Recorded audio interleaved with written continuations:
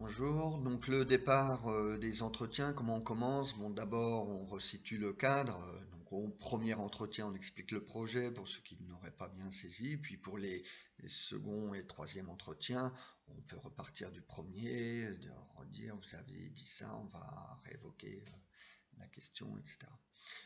Donc on peut donner deux, trois éléments d'échéance, des choses comme ça. N'en faites pas 3 tonnes. Si ça dure un quart d'heure la présentation, vous allez vous poser déjà comme le sachant, le DJ, le maître de cérémonie, et voilà, hein.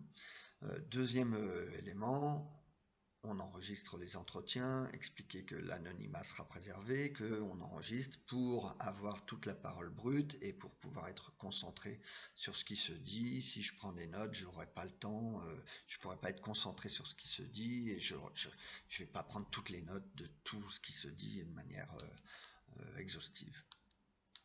Troisième point, c'est d'expliquer que lors de ces entretiens collectifs, c'est liberté de parole.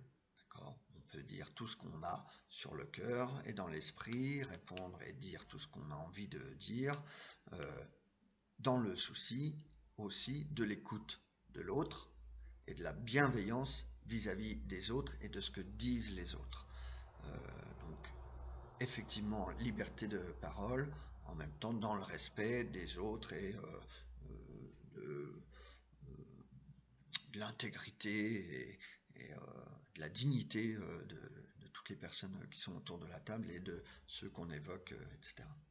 Voilà, je conclurai juste en disant que plutôt que dès le début faire un tour de table administratif, qui à quel âge s'appelle comment et fait quoi, etc., vous pouvez recueillir quelques informations sur le sexe, l'âge, on en a besoin, mais ça peut être en cours d'entretien, on peut avoir une petite feuille qui tourne au bout d'une demi-heure où chacun renseigne un minimum de renseignements, d'informations.